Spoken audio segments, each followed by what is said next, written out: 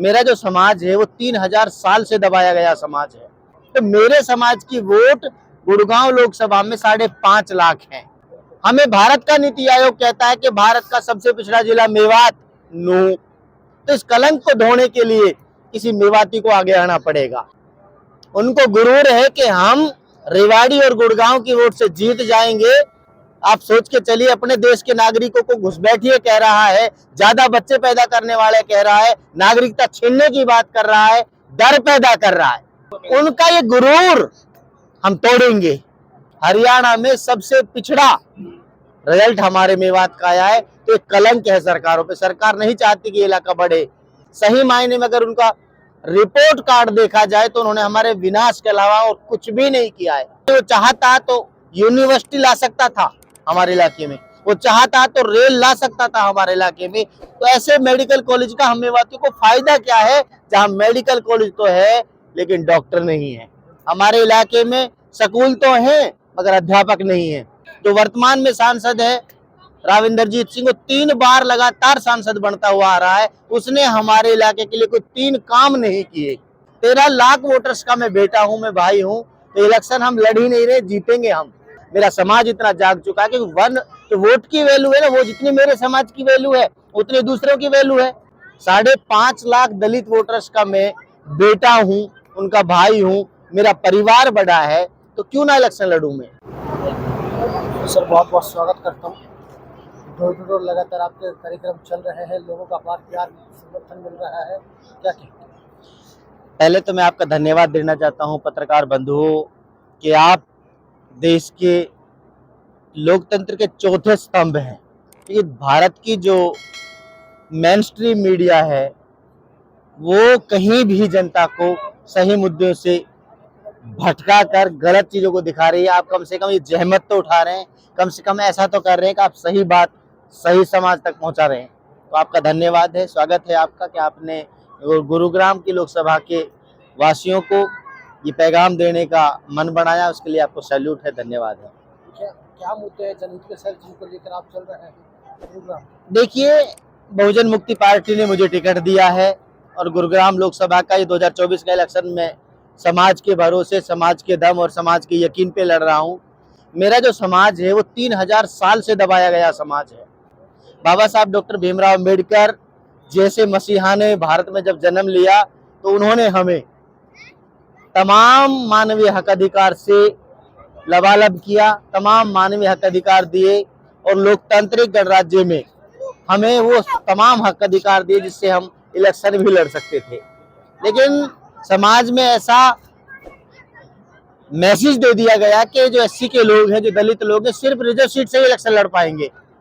तो हमने उन तमाम बाउंड्रीज को तोड़ दिया है कि हम महज रिजर्व सीट से, सेफ जोन से इलेक्शन लड़ने के लिए पैदा नहीं हुए हैं। हम जनरल सीट से भी इलेक्शन लड़ सकते हैं। मेरा समाज इतना जाग चुका है कि जो वोट की वैल्यू है ना, वो जितनी मेरे समाज की वैल्यू है उतनी दूसरों की वैल्यू है। तो मेरे समाज की वोट गुड़गांव लोकसभा में 5.5 लाख है। 5.5 लाख दलित वोटर्स का मैं बेटा हूं, उनका भाई हूं, मेरा परिवार बड़ा है, तो क्यों ना इलेक्शन लड़ूं मैं। दूसरा, जो हमारे मुस्लिम भाई हैं वो इस लोकसभा में सबसे ज्यादा तादाद के वोटर्स हैं। 7.5 लाख वोटर्स मुस्लिम हैं इस गुड़गांव लोकसभा में और कोई कैंडिडेट नहीं है। तो 7.5 लाख मुस्लिम वोटर्स है, 5.5 लाख हमारी दलितों की वोट है, 13 लाख वोटर्स का मैं बेटा हूं, मैं भाई हूं। तो इलेक्शन हम लड़ ही नहीं रहे, जीतेंगे हम।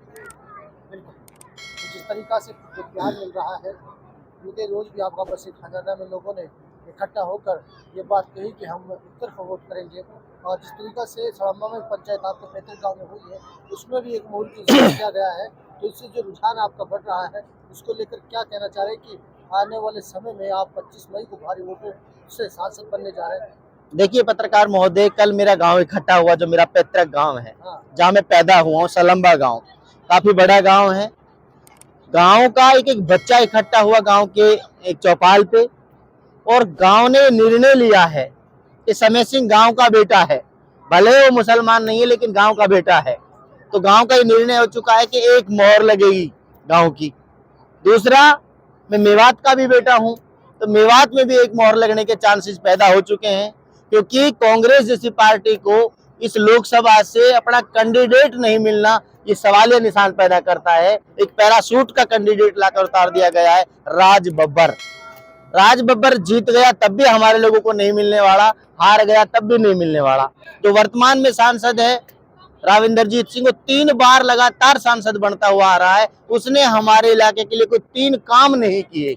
यानी वो चाहता तो यूनिवर्सिटी ला सकता था हमारे इलाके में, वो चाहता तो रेल ला सकता था हमारे इलाके में, वो चाहता तो हमारे मेवाती मेडिकल कॉलेज की जो दुर्दशा है, वो मेडिकल कॉलेज तो है लेकिन वहाँ दवाइयाँ नहीं है, मेडिकल कॉलेज तो है वहाँ पे एक्सरे नहीं होते, मेडिकल कॉलेज तो है वहाँ पे अल्ट्रासाउंड नहीं होते। तो ऐसे मेडिकल कॉलेज का हम मेवातियों को फायदा क्या है जहाँ मेडिकल कॉलेज तो है लेकिन डॉक्टर नहीं है।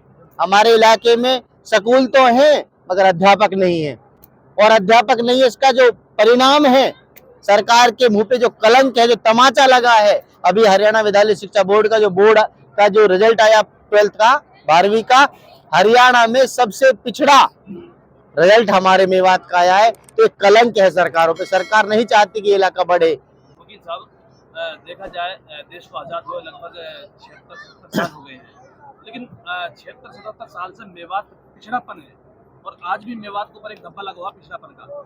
जो भी पार्टी आती है वो सब यही कहती है कि हम मेवात में विकास करेंगे, यूनिवर्सिटी लाएंगे, सारी समस्याएं पूरी करेंगे, लेकिन आज तक कोई पार्टी ऐसी पैदा नहीं हुई जो मेवात में विकास कर सके, मेवात को तरक्की की तरफ ले जा सके। देखिए मेरे भाई, हम इसीलिए कदम उठाए हैं कि भारत की राजधानी जो दिल्ली है उसके सबसे करीब रहने वाला जो इलाका है वो मेवात है, नूहू है। पहले हम गुड़गांव जिला का हिस्सा थे। गुड़गांव जिला पूरी दुनिया में विकसित के नाम से जाना जाता है, उसको आधुनिक सिटी के नाम से विख्यात है वो, और उसी जिले का हिस्सा है हम। हमें भारत का नीति आयोग कहता है कि भारत का सबसे पिछड़ा जिला मेवात, नूहू। तो इस कलंक को धोने के लिए किसी मेवाती को आगे आना पड़ेगा। हम जो भी राजनीतिक पार्टियां हमारे लोगों के बीच में आकर प्रचार करती है, प्रसार करती है, भ्रमित करती है हमारे समाज के लोगों को कि तुम्हारा विकास करेंगे, सही मायने में अगर उनका रिपोर्ट कार्ड देखा जाए तो उन्होंने हमारे विनाश के अलावा और कुछ भी नहीं किया है। नूहू से नौगांवा बॉर्डर तक एक रोड है जो राजस्थान को जाता है अलवर के लिए, वो रोड विख्यात है खूनी रोड के नाम से। शायद ही हमारे इलाके का कोई ऐसा गांव हो जिस गांव का बच्चा अपनी जान उस रोड पे ना गंवाया हो। तो सरकार को लिए कोई बड़ा काम नहीं था उस रोड को 4 लेन करने का, लेकिन 4 बार हमने धरना प्रदर्शन किए, नंगे पैर हम चिलचिलाती धूप में पैदल चले, 30 किलोमीटर का पैदल सफर करने के बाद हमने ज्ञापन दिए कि इस रोड को 4 लेन किया जाए। सरकारों ने वादे के अलावा कुछ नहीं दिया, और अब हमें मालूम हुआ है कि उस रोड पे सिर्फ पार्टी लग रही है। आप कह रहे हैं कि मुस्लिमों की वोट हमें चाहिए, लेकिन वहीं आपका जो सामने का जो कैंडिडेट है बीजेपी के प्रत्याशी, वो कह रहे हैं कि हमें मेवात की वोटों की जरूरत नहीं, हम जीते हुए। उनका ये गुरूर हम तोड़ेंगे। उनको गुरूर है कि हम रेवाड़ी और गुड़गांव की वोट से जीत जाएंगे, लेकिन उनको ये मालूम होना चाहिए कि मैं जिस कैटेगरी का हूँ, जिस समुदाय का हूँ, जिसको दलित कहते हो आप लोग, दलित नहीं है हम दबाए गए लोग हैं। लेकिन दबाए गए लोगों में समझ पैदा हो चुकी है कि अपने समाज के व्यक्ति को वोट हम देंगे। तो रेवाड़ी से भी हम बराबर की वोट उठा रहे, 20% है हम हर लोकसभा में, इस लोकसभा में 20% से ज्यादा है। रेवाड़ी से बराबर की वोट उठा रहे हैं हम, गुड़गांव से बराबर की वोट उठा रहे हैं, तभी तो ये पैदल घूम रहे हैं। ये बौखला चुके हैं कि अब की बार ये क्या हुआ। बीजेपी सरकार उनका एक बयान वायरल हुआ है, उन्होंने कहा है कि मुसलमानों को आरक्षण नहीं दिया जाएगा, तो किस नजर से देखिए। मनोहर लाल खट्टर मुख्यमंत्री रहे हैं हरियाणा के, और ये तो देखिए मनोहर लाल तो बेचारा मुख्यमंत्री, देश का जो प्रधानमंत्री वो इतनी अशोभनीय भाषा बोल रहा है मुसलमानों को लेकर। आप सोच के चलिए, अपने देश के नागरिकों को घुसपैठिए कह रहा है, ज्यादा बच्चे पैदा करने वाले कह रहा है, नागरिकता छीनने की बात कर रहा है, डर पैदा कर रहा है। मैं तो चुनाव आयोग से अपील करता हूं कि चुनाव आयोग आपको नरेंद्र मोदी जी जहां से भी पर्चा दाखिल करे उसका पर्चा तुरंत प्रभाव से निरस्त किया जाए, उसका पर्चा जो है उसको माना ना जाए और उसके ऊपर कानूनी कार्रवाई भी की जाए। क्योंकि लोकतांत्रिक देश में ये बाबा साहब डॉक्टर भीमराव अंबेडकर जी के द्वारा लिखित संविधान के बदौलत देश चलता है। नरेंद्र मोदी जी के कहने से, मनोहर लाल खट्टर जी के कहने से देश नहीं चलेगा, देश चलेगा संविधान से। और संविधान में हर आदमी को हक अधिकार, हमारे पुरखे, हमारे बाप बाबा साहब डॉक्टर भीमराव अम्बेडकर ने दिए, किसी मोहन भागवत ने, आरएसएस के लोगों ने या भाजपा ने नहीं दिया है। तमाम क्षेत्रवासी आपको दिख रहे हैं, खासकर गुड़गांव वासियों से क्या अपील है? 25 मई को वोटिंग है, क्या कहना चाह रहे हैं? मैं 25 मई को जो वोटिंग है, मैं तमाम क्षेत्रवासियों से, अपने भाइयों से, अपने बुजुर्गों से, अपने दोस्तों से, अपनी माताओं से, अपनी बहनों से, गुड़गांव लोकसभा के वासियों से, वोटरों से अपील करता हूं कि अब की बार आपका बेटा, आपका भाई गुड़गांव लोकसभा से चुनाव मैदान में है। 4 पाई का निशान बहुजन मुक्ति पार्टी के द्वारा मुझे खड़ा किया गया। 4 पाई का निशान याद रखें, एक एक वोट आपकी 4 पाई पे जानी चाहिए। हमारा वादा है कि आप बटन दबाओ 4 पाई का और हिसाब पाओ पाई पाई का। अब की बार संसद में हमारी एंट्री होगी, ये निश्चित है। और संसद में अगर एक मेवाती पहुंच गया ना, तो तमाम संसद में मेवात ही गूंजेगा, मेवात का विकास गूंजेगा। इसलिए हम मैदान में हैं।